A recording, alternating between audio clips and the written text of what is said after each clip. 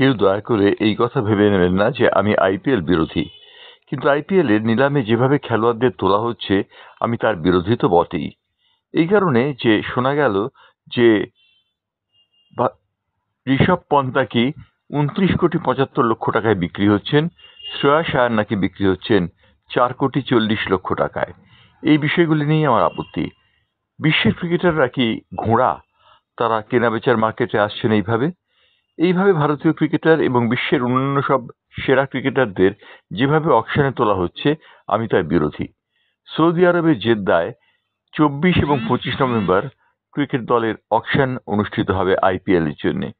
IPL এর ইভেন্টে যদি সংযোজিত হয় এই নিলাম, তাহলে বলার কিছু নেই। আইপিএল এ সবই বিক্রয়যোগ্য।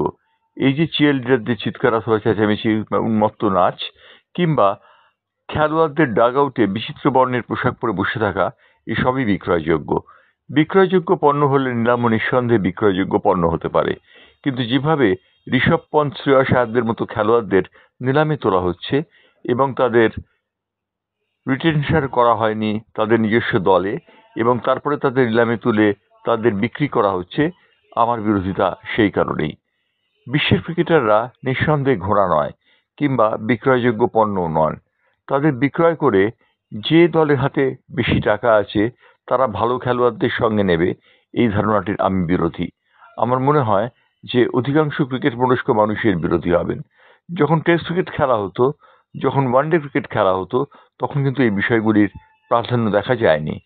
গাভাস্কার কিংবা কপিল দেব অথবা সেই সময়কার অন্যান্য খেলোয়াড়দের বিশেন সিং বেদি বা এরাপল্লী অনন্তরাও প্রসন্ন অথবা পতাউদিকে কে কবে নিলামে চড়তে দেখেছে?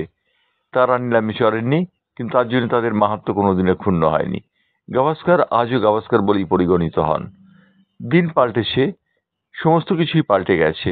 এ বিষয়ে বলে যাবার অপেক্ষা রাখে না যে ক্রিকেট আজ বিক্রয়যোগ্য পণ্য।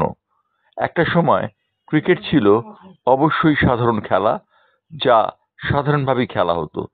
কিন্তু যেদিন থেকে ক্রিকেট টেলিভিশনে গেম শোয়ে পরিণত হয়েছে, সেদিন থেকে ক্রিকেট বিক্রয়যোগ্য পণ্য। আর সেই কারণে ক্রিকেট বিক্রি হচ্ছে, আইপিএলে নিলামে চড়ছেন খেলোয়াড়রা। আমার আপত্তি এইখানটাতেই। যে দলের যত বেশি অর্থ, সেই দল সেই খেলোয়াড়কে সংগ্রহ করবে, এই বিষয়টির বিরোধিতা করছি আমি জানি আমাকে আইপিএল বিরোধী তকমা সেটা দেওয়া হবে। আমি আইপিএল এর বিরোধী নয়। আইপিএল এমনই একটি খেলা যা সমস্ত দেশের হৃদস্পন্দনকে এক গ্রন্থে গ্রন্থিত করে। আইপিএলে বিভিন্ন রাজ্যের বিভিন্ন দল প্রতিভাত হয় প্রতিযোগিতার মাধ্যমে। এটির অবশ্যই প্রয়োজন রয়েছে। আইপিএল আসার পর ভারতীয় ক্রিকেটাররা সীমিতভাবে নিজেদের মূর্ছনা প্রদর্শন করতে পারছেন, কিন্তু আইপিএলকে বিক্রয়যোগ্য পণ্য করার বিরোধী আমি। আর তাই আমার মনে হয় যে আইপিএলকে এই খেলোয়াড়দের অবশ্যই ওপেন মার্কেটে নিলামে তোলা উচিত নয়।